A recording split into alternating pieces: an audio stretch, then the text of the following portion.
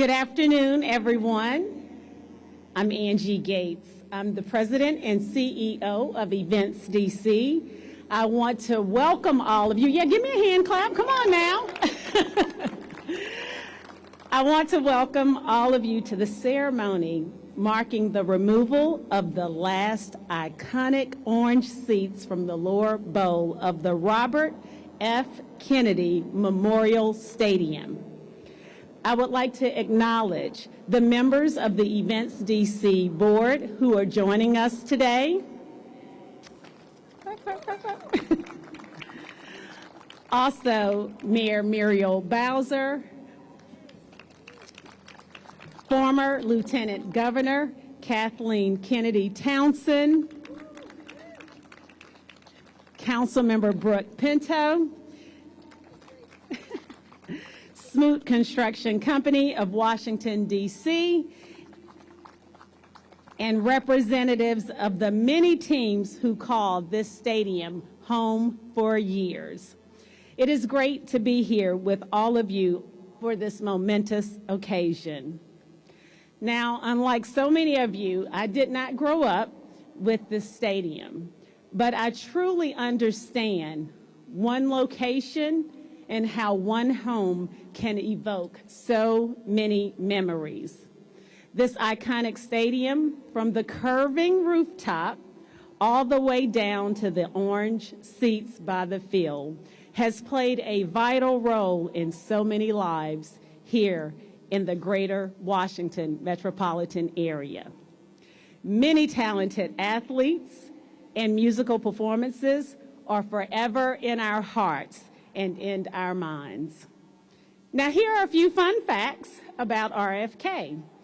This stadium was built as a multi-purpose venue and was used to host baseball, football, soccer, concerts, and more. What was then called the District of Columbia Stadium opened in 1961 with a football game. President John F. Kennedy watched the Washington Commanders lose to the New York Giants.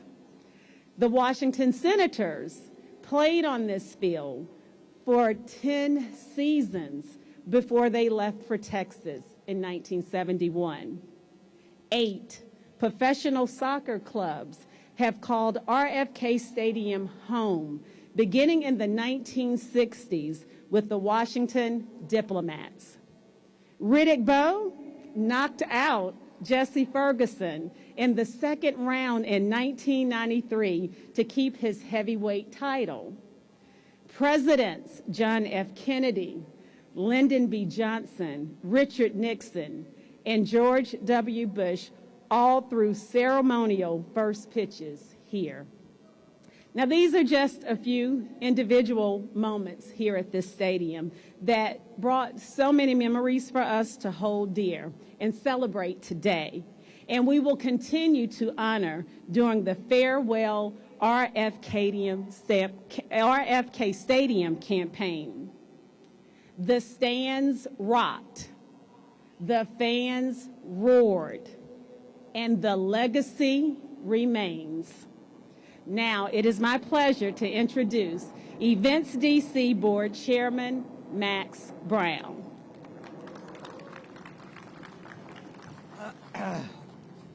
Good afternoon, everybody. It's great to see you here. The echoes are the memories that we've had here, you know, for all these years. And I just want to thank Angie Gates, our new CEO, who's jumped in with both feet, just doing a tremendous job. Thank you, Angie, for all you do. Angie mentioned Riddick Bowe. People don't know Angie actually boxed.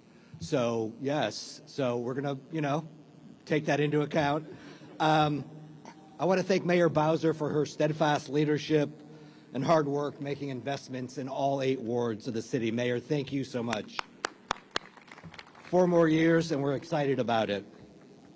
I also want to acknowledge the Kennedy family, and I'm honored we're joined by former Lieutenant Governor Kathleen Kennedy Townsend as well. Kathleen, thank you.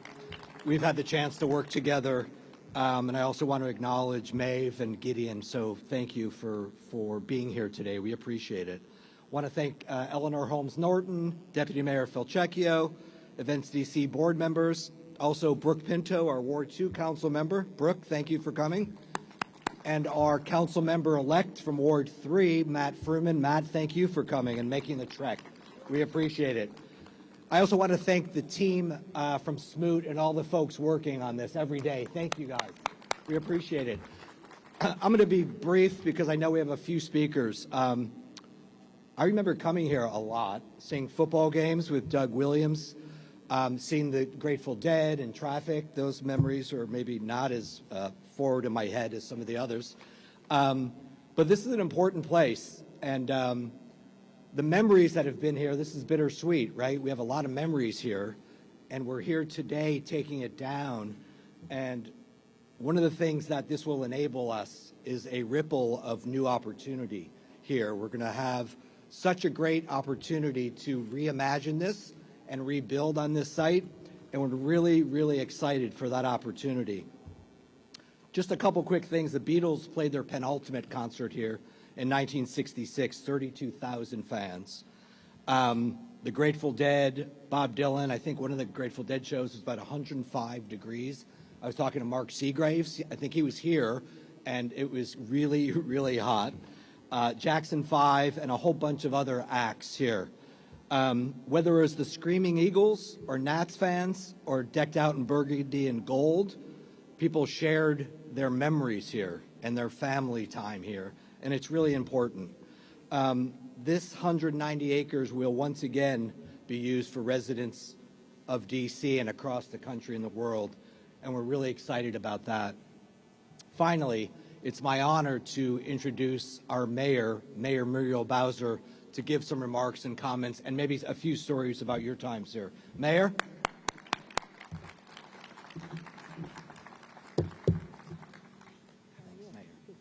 Great to see you. Well, good afternoon, everybody. I am happy, I guess is a word, but when I walked in here, I hadn't been here, like many of us, in a very long time. And I was just very sad to see what was a vibrant, rocking stadium be in the condition that it is.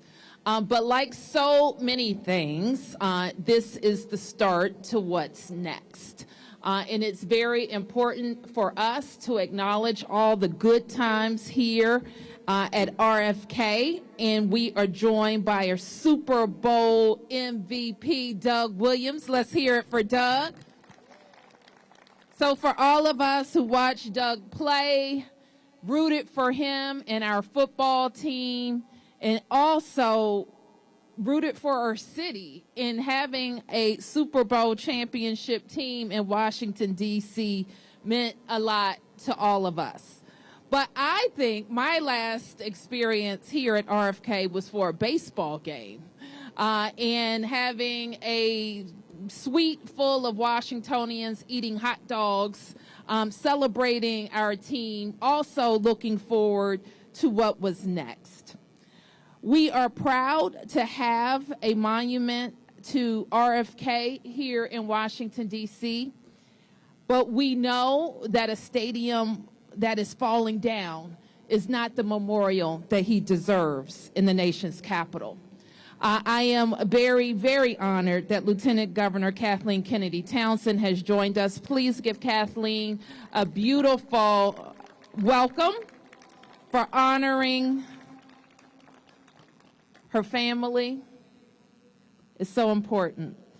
I also want to thank all of our team in economic development at Events DC who take our responsibility to shepherd this land very seriously. It has served us well as a recreation space, hasn't it?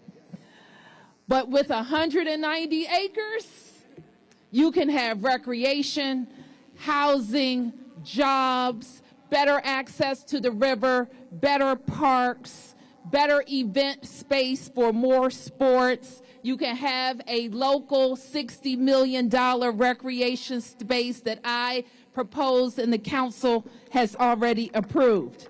In 190 acres, we can deliver for Washington, D.C. So I am grateful that Events DC has included RFK's past tenants, the Commanders, DC United, and the Nationals to help us secure and preserve some of the iconic memorabilia that so many have come to enjoy about this stadium. We've made it a priority over the past few years to help put the campus back into productive use. In 2019, you will remember we opened the fields at RFK. I want to acknowledge and thank the Ward 6 community who organized and continues to organize around that use. We transformed 27 acres of asphalt into fields, playgrounds, and more. As I mentioned in my most recent budget, we funded a new indoor sports complex to be built right here. So over nearly 6 decades, we've hosted the best athletes on this campus, and we want to continue to do that. Hopefully, one day, when they grow up, the kids that have played here will also be able to compete in the Olympics or World Cup right in their hometown. So to that end, as we say goodbye to this stadium, we say hello to the possibilities of our future. So obviously, planning for the future is not a simple process. It would be easier if the district already owned this land, but we're working on that. But we know we can't let it sit barren. We can't allow for this to be the picture of RFK in our town. We know that we're a leader in sports and entertainment and in culture, and we want to be responsible for how it moves forward. So when we talk about bringing a new stadium here, part of that conversation, of course, is about football, but it's also about our ability to be able to host big events. We were disappointed recently, for example, when D.C. was not chosen as a site for the 2026 World Cup. And we know the biggest reason for that is we didn't have a stadium that could support the events. So we know big cities do big things, including hosting the World Cup. So as I said, some of these things can be complicated, but we have a strong track record of using federal land and putting it into productive use. Recent achievements include Walter Reed, the Navy Yard, and the Wharf. We're putting all of those formerly underused sites to better use for housing, jobs, recreation, and bringing Washingtonians together. And that's exactly what we hope to do here. So goodbye, RFK. Hello, future. And the future is bright. And with that, I would like to introduce our friend, Kathleen Kennedy Townsend.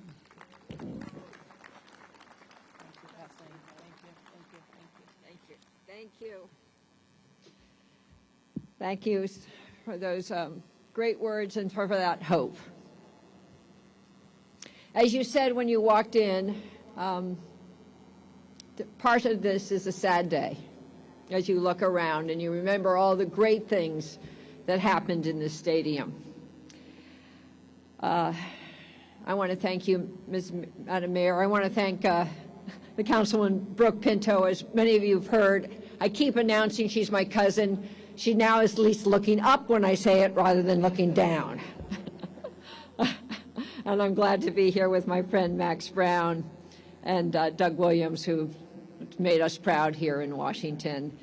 Angie Gates, I'm so glad you come up from Mississippi and decided to live in Washington. Thank you. This is, I have to tell you, a poignant day for my family. It is a passing of one of the most happiest traditions for my mother, my brothers and sisters, my mother's friends, and something that she shared with so many Washingtonians, going to a Redskins game. The week before they went, it was a hugely anticipated event. How were they all going to fit into the car?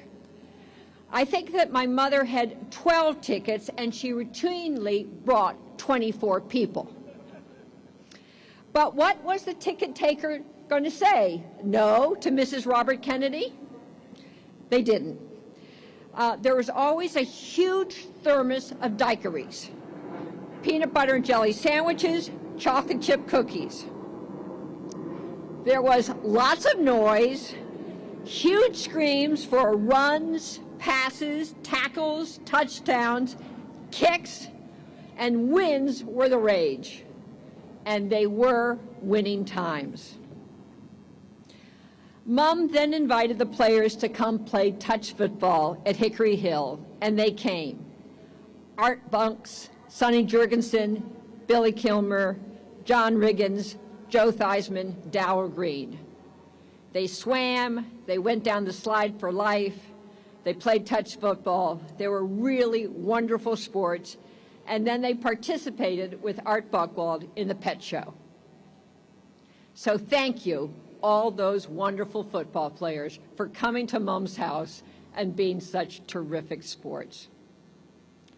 Later, this precious stadium hosted DC United, and my grandson Gideon kicked the first ball at the last soccer game.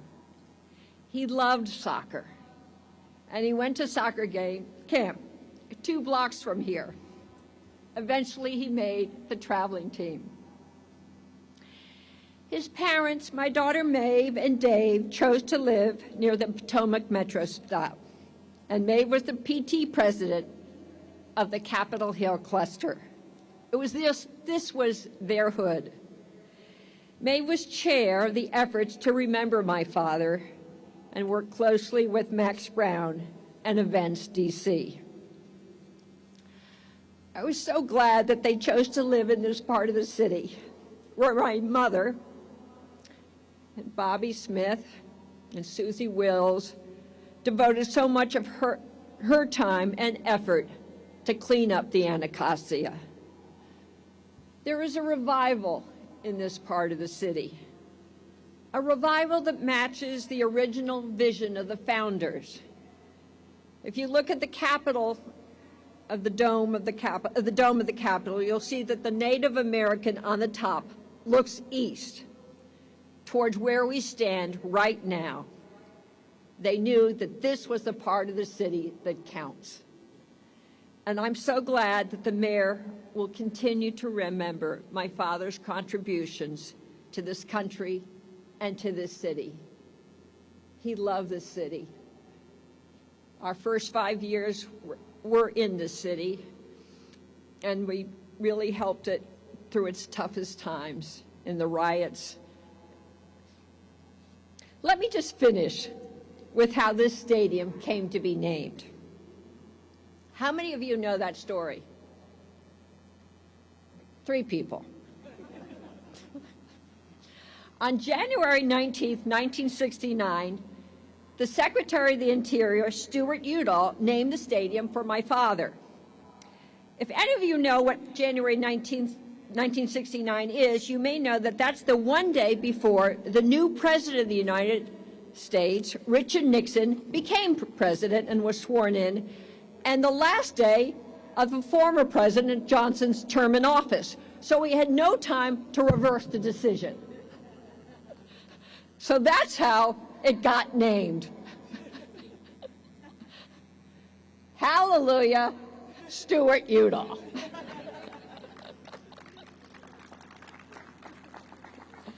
It was a special moment, a kairos moment, as the Greeks would say. Today, too, is a kairos moment, a chance, as the mayor said, to take this land and make it special for the people of Washington, a welcome to those who cross the Anacostia, and a place to be enjoyed for all the residents nearby. I was looking for a special quote for this moment, and I have a book, really pages that have been Xeroxed, and somebody told me, you can't use the word Xerox, but I'm explaining. That's how old this book is, of my father's note cards. And on the very first page of this Xerox book is a quote about Plutarch. And I'm going to change the pronouns. It says, "She threw herself into the petty details of city management. She said of herself that her neighbors often laughed at her when they saw her watching, for instance, while the stone and mortar were measured out. But she would only say this: this is not for myself, for my country." This is the way she spent her life, centered on the sphere of little things, but never despising them or pitying herself. Thank you, Madam Mayor, for you are creating a space by paying attention to all the little things in this city so it can be a great city for this country and the world.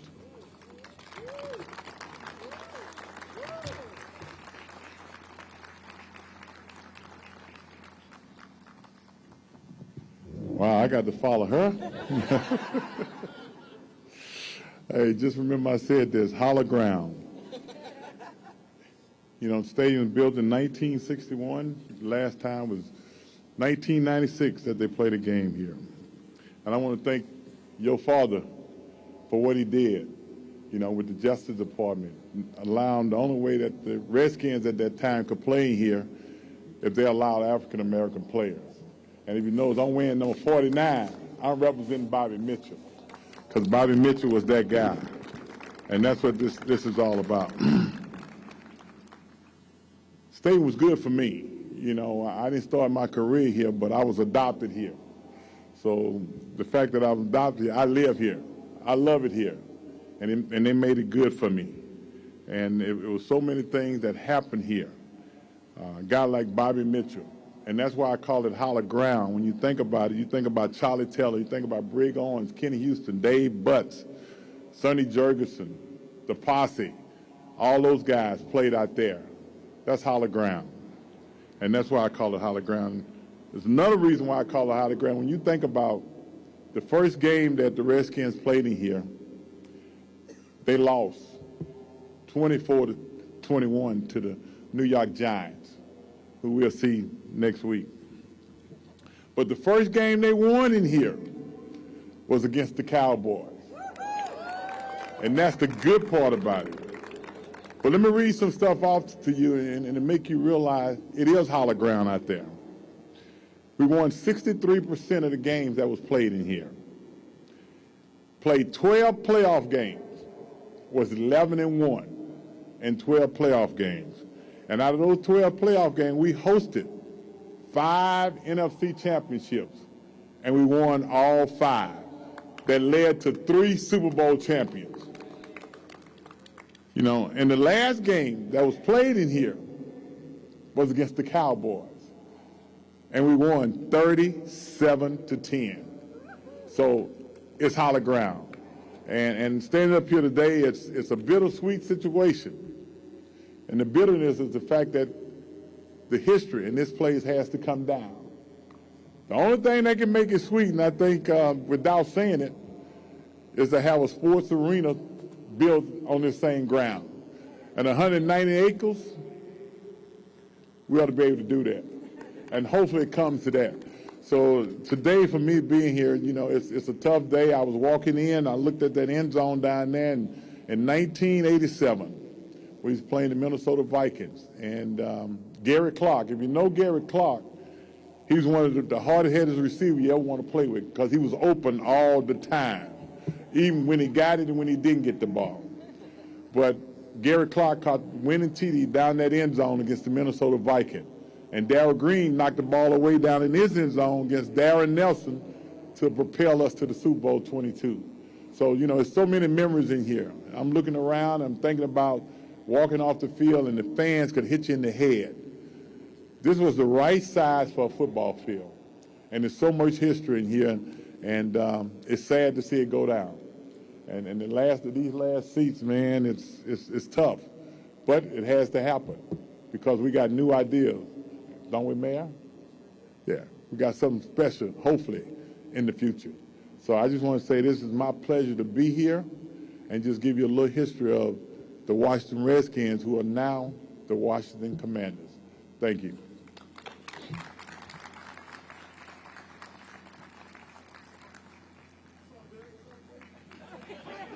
Hey, I was so much in the moment. You did a great job. Bill Hamid. You did a great job. You did a great job. Yeah, wow. RFK.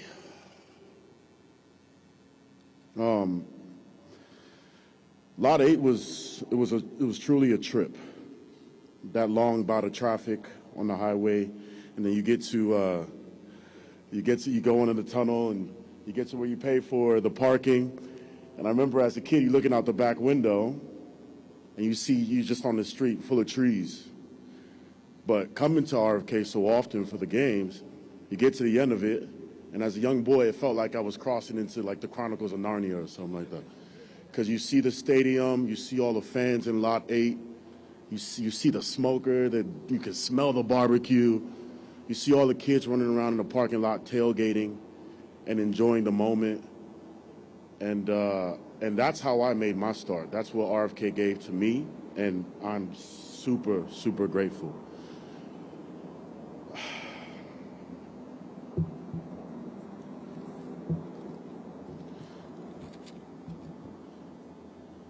I used to get excited also because, you know, when you're driving up to the stadium, you see like a car next to your car, and there's like 7 DC United jerseys in the car, but it's a 4-seater. So somehow they squeezed everybody in, and they're trying to come to the game to enjoy themselves, and I get so excited. It gave me so much joy. It gave all of us as young boys so much joy to want to come here and see our passion, see, you know, DC United play, see the Washington Freedom when they had doubleheaders back in the day. You have the men's game, you have the women's game right after. So us as a soccer community, we were together, which is a beautiful thing. You know, I wrote this, and I don't even want to do that. I'm coming from the heart. You know, last night I stayed up till like 5 a.m.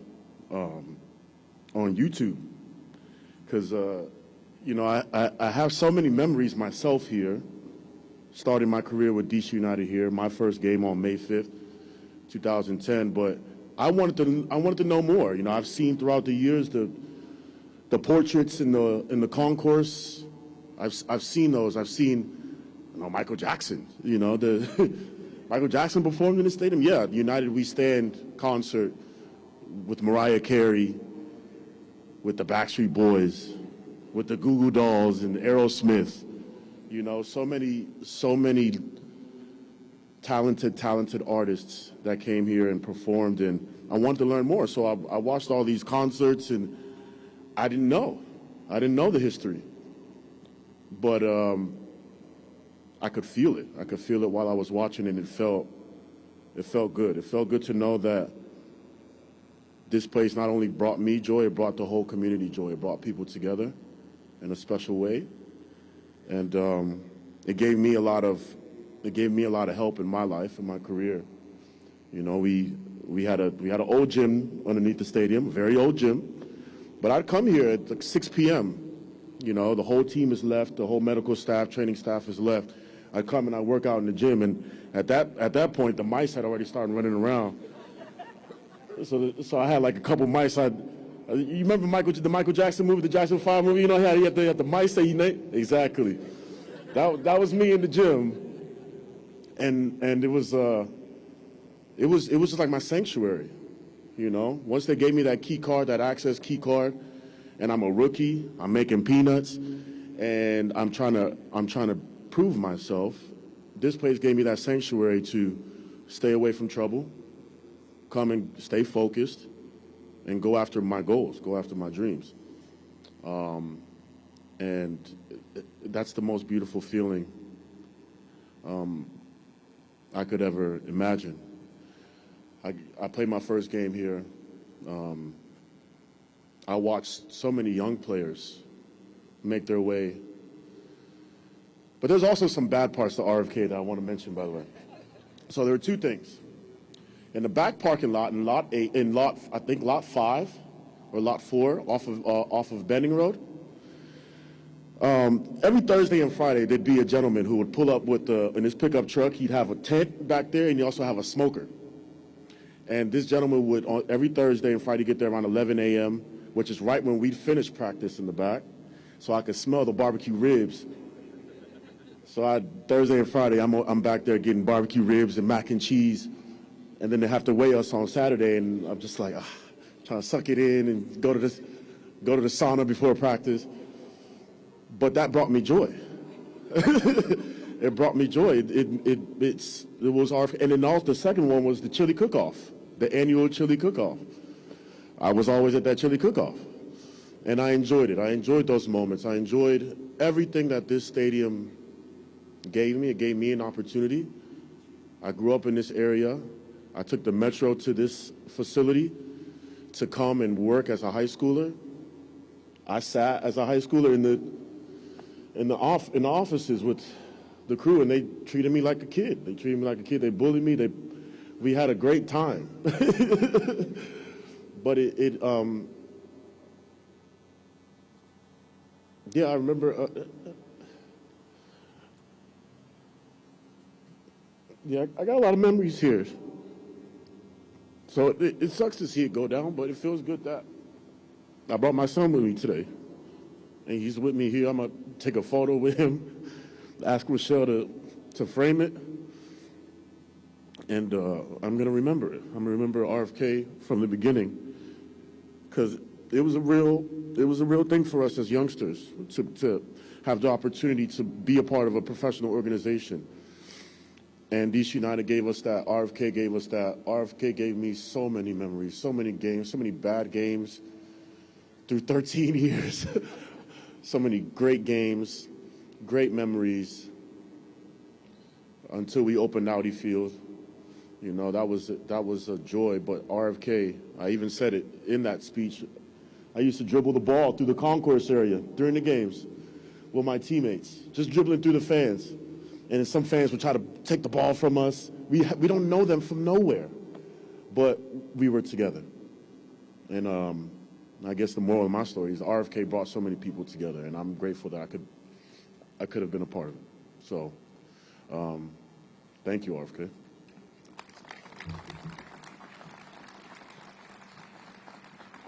I made the same mistake he did. Next, the owner of the Washington Spirit, Miss Michelle Kang.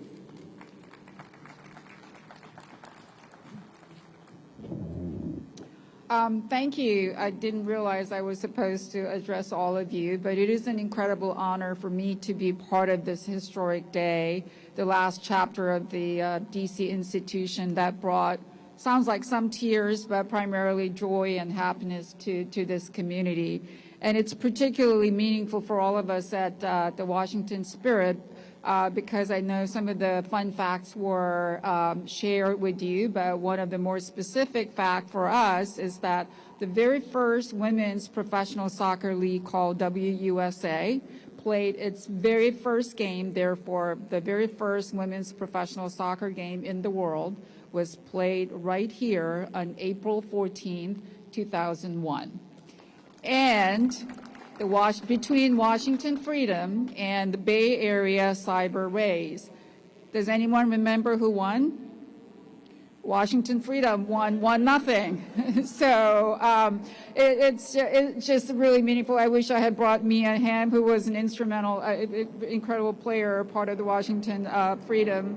But so therefore, we're sad in one way to see this institution go, but we're really excited to see what the next chapter brings. And 190 acres is a pretty big land, and we Washington Spirit dream big, and we're hoping that women's sports is part of that, the next chapter. And in some way, the RFK Stadium becomes the mecca for women's sports. So We are really trying hard to be the best sports team, women's professional sports team, and bring joy and happiness and to this community. And hopefully you have heard that we just announced that we're going to move all our games to Audi Field starting 2023 season. So I hope to see all of you there until a new form of stadium is built and in some way we become part of it. So thank you so much for including me in this incredible institution, incredible day, and hope to see you all at Audi for our games, and thank you. And I would like to now next introduce Gregory McCarthy from Washington Nationals baseball team. Thank you very much. I'm reminded this is the season of joy and celebration, and in that regard, it's really great to see Angie Gates at the helm of Events DC. Congratulations. And since we are a community that supports professional athletes, can we have an applause and some holler for the fact that Brittany Griner is on her way home? That's a very joyous day. So RFK Stadium has a very rich baseball legacy here. One sport, one fan base, and two teams separated by 33 years. I'm going to speak a bit about the Nationals experience here and add a personal reflection about the time that the Senators were here also. And since we have so many government leaders here today and civic leaders, it seems appropriate to reminisce a bit about the who and the how of baseball's return to Washington in 2005. For years, there was a grassroots movement to bring baseball back to D.C., but it fell on deaf ears at MLB until September 2004, when it was announced they were going to relocate the Montreal Expos to Washington, D.C. It was then incumbent upon our city's elected leaders to pass the necessary legislation to make it happen, and the final bill passed the D.C. Council just before Christmas in 2004. It was a landslide vote, 7-6. You remember that, Jack Evans? Yes, I think you do. Included in the bill was $18 million to renovate RFK Stadium so it would be ready to host baseball in just 3.5 months. All eyes turned to the D.C. Sports and Entertainment Commission, now known as Events D.C., to make it happen. I want to acknowledge the leadership at the time. Mark Toohey and Bobby Goldwater are here today. And nowadays, the city does large construction with great distinction, on time and on budget. But back then, this project was a leap of faith, and the Sports Commission hit a home run, completing the project for opening day, April 14th, 2005. President George W. Bush threw out the first ceremonial pitch, and the Nationals defeated the Arizona Diamondbacks 5-3 as Vinny Castilla delighted a capacity crowd of 45,000 with a double, a triple, and a home run. And under the leadership of our manager, Hall of Famer Frank Robinson, the Nationals were on fire, ending the halfway mark through the season with a record of 50-31. Now, who can forget Father's Day, 2006, when a brand new player, a rookie just drafted from UVA named Ryan Zimmerman, hit a 2-run walk-off homer to defeat the New York Yankees 3-2 in front of his father in the stands. And who can forget Alfonso Soriano, who on September 16th, 2006, became the 4th member of the 40-40 Club, stealing his 40th base of the season and going on to hit 46 home runs. And on September 23rd, 2007, the Nationals played their final game at RFK, the 1,047th professional baseball game at this park. The 5-3 win over the Philadelphia Phillies gave the team a winning record at 3 years at RFK, 122 wins and 121 losses. It counts. Now, I'm old enough to remember attending baseball games at RFK during the Washington Senators era, including the 1969 All-Star Game, which was originally scheduled for the afternoon of July 22nd and was postponed one day because of rain. President Richard Nixon, who's been mentioned 3 times today, I don't know why, was supposed to throw out the ceremonial first pitch, but had to travel the next day to the Pacific Ocean to welcome back the Apollo 11 capsule. So he was filled in the next day by Vice President Spiro Agnew. It was the last year that the All-Star Game was played during the daytime, and my father, who was a Marine at the Pentagon, took off work and spoke to my principal, Sister Ursula Marie, and sprung me from the 1st grade at Queen of the Apostles School in Alexandria. He was dejected that that he could not get off work the next day, and I had no way to get to the game. Sister Ursula Marie heard about this predicament and volunteered her deputy, Sister Marie Christine, an avid baseball fan, to take me to the game. So I'm probably the only person here today who was escorted to an All-Star game by a nun. Now, incidentally, the roster for the All-Star game included some players you may have heard about. Hank Aaron, Willie McCovey, Ron Santo, and Johnny Bench on the National League roster. And for the American League, how's this? Rod Carew, Reggie Jackson, Frank Robinson, and the Senator's own Frank Howard. Now, the fact that I remember all this 53 years later speaks to the legacy everlasting of the grass, dead grass, and concrete around us today. The legacy we're celebrating isn't just the players and games associated with the site, but the precious memories created here for fans of all stripes. There are grandmas and grandsons, uncles and nephews, fathers and daughters, and yes, nuns and their students who will never forget the moments they shared here at RFK. So even when this structure is gone, those memories will be eternal, and that is quite a legacy. Thank you. And it's my great pleasure to introduce the best council person in the D.C. Council, my council member, Brooke Pinto from Ward 2.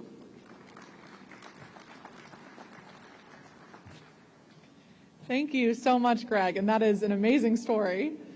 I am so happy to be here with you all today and so grateful that Chin has just shared some gloves with us, which is so classically hospitable of Events DC, and hospitality and sports really run in such tandem here in our community and in our city. And so we're so thrilled to have you all and be here. Thank you. My name is Brooke Pinto, and I have the privilege of representing Ward 2 on the DC Council.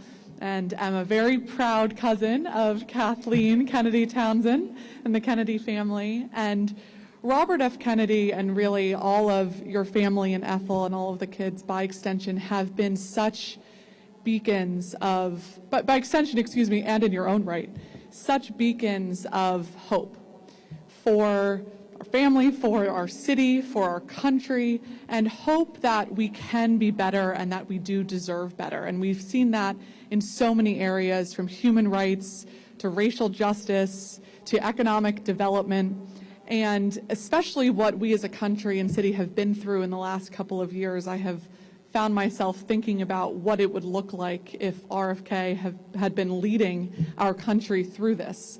And it's very inspiring to think about the hope that he's instilled in all of us and how we can continue carrying that message forward. But you know, the other thing that gives us hope is sports.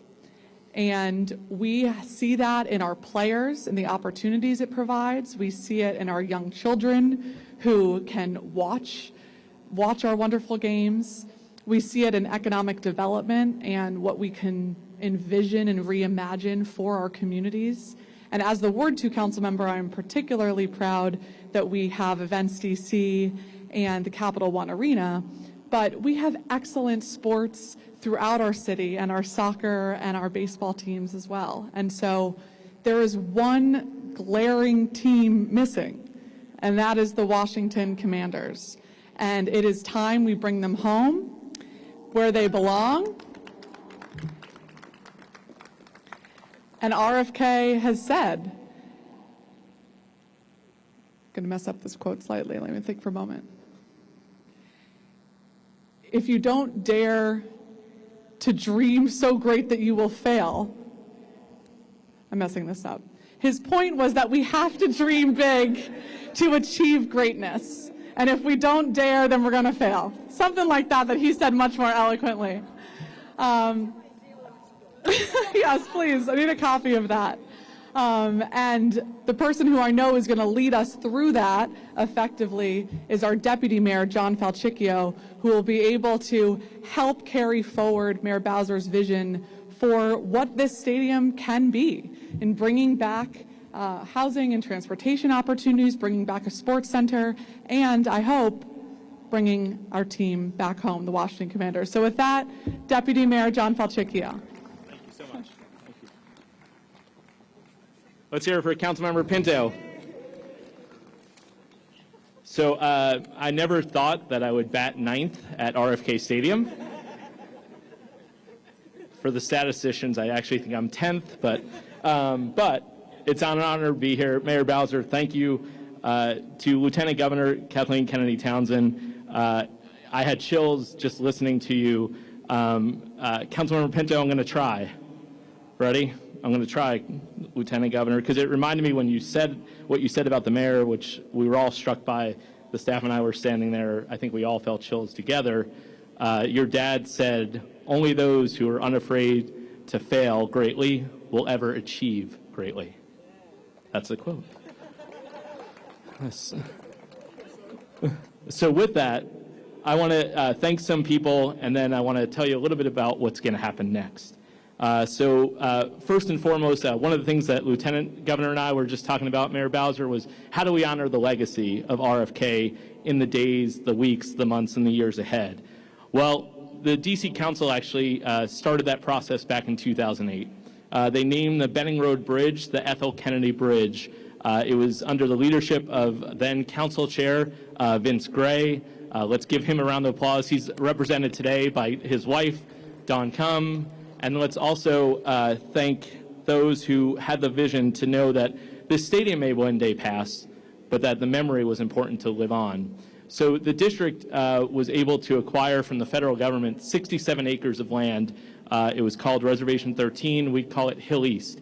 And what we've done is we've taken the first steps to actually really realize the vision of RFK, to have a mixed use community, to have a mixed income community where all who want to live have the opportunity to do it. So if you go just a few steps away from here, you'll get to the Hill East campus, and you'll see already 262 units of housing with dozens of affordable housing units. And you'll also see something that Mayor Bowser is going to deliver early next year, which is 100 units of permanent supportive housing for women. The building, rightly so, is called the Ethel, in honor of Ethel Kennedy. So we have both the Park Kennedy, the apartment buildings, and the Ethel to honor the legacy of Robert Kennedy. We also do all this in partnership with many of the neighbors who live right around this campus. I have to give an acknowledgement to Commissioner Denise Krepp, former Commissioner Francis Campbell, who are here with us today. Let's give them a round of applause for their work, for their leadership on all that they do for the neighborhood. Also, nobody's mentioned, so Events DC handed me a note and said, the seats are for sale. So if you want one of those orange seats, all you have to do is go to farewellrfk.com. Did I get that right? Okay, good. I was worried I'd get the quote right and the website wrong, but I got that right. So go to that website, and when you make a purchase of an orange seat, it actually goes to benefit St. Coletta's, just right down the street, St. Coletta, and the Boys and Girls Club. So check out farewellrfk.com, and you could bring home one of those orange seats. So with that, what happens next? Well, one, in the big picture, in this big scheme of things, we have to continue a conversation with our federal partners, but we also have to make sure that we talk with our partners on the council. Councilmember Pinto made it clear what her vision is for what happens at this campus. I know we'll have an important conversation with Councilmember-elect Matt Fruman, who's joined us today as he joins the council in January. Let's give him a round of applause, of course. But really, the 190 acres that you heard about, it's important that we really have a big opportunity here to really dare to fail greatly, to achieve greatly. So let's do that all together. So with that, what happens immediately now is we're going to ask all the speakers to come through that rope expansion that you see right there, or excuse me, right here. Here's a little cutout right here in the wall. We're going to ask all the speakers to get right behind the chair. Right behind the chair there. So if the speakers want to do that, and then what we're going to ask, and the cameras can stay on because we're not going to allow anybody to come up this way. The cameras can stay on their stands. All the speakers, if you want to come up this way, stand right behind. And then I know we've got a couple folks who are commissioners on the Events DC. We're going to have you go in the second row. So all the commissioners from Events DC, why don't we have you come up to the second row, and we'll do that with the former commissioners too. Mark Toohey, come on, get up there. Bring your friends. You got two friends. Mark, bring them along. So let's have them on the second row. And then what we'll do for the members of the media, I know you've got some questions. Mayor Bowser is going to come back up to the cameras up there, and she'll speak to you. So what I'll ask, though, for everybody else is just stay so that you're not in the shot. There's no other poetic way to say it, but stay here so you're not in the shot. And what we'll do is we'll have a couple photos, and then some of the team members from Events DC will actually remove those chairs, and the final orange chairs will actually depart from the stadium. So with that, remember, go check out farewellrfk.com for more information. Thank you, everyone.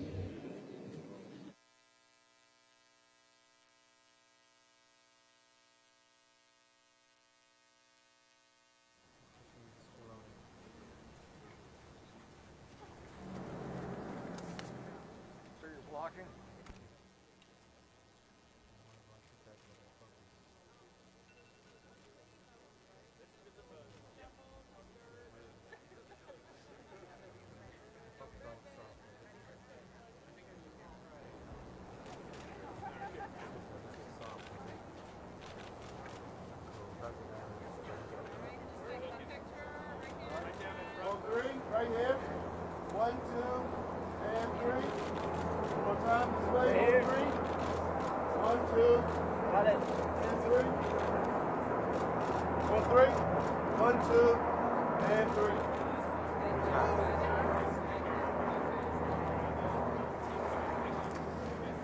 Why would you say that? I don't know.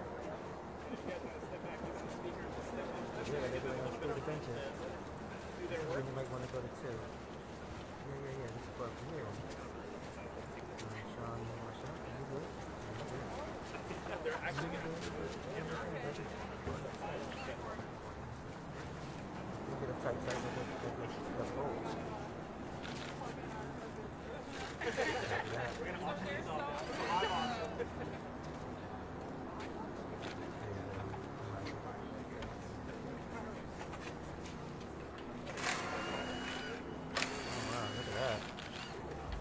Who's that?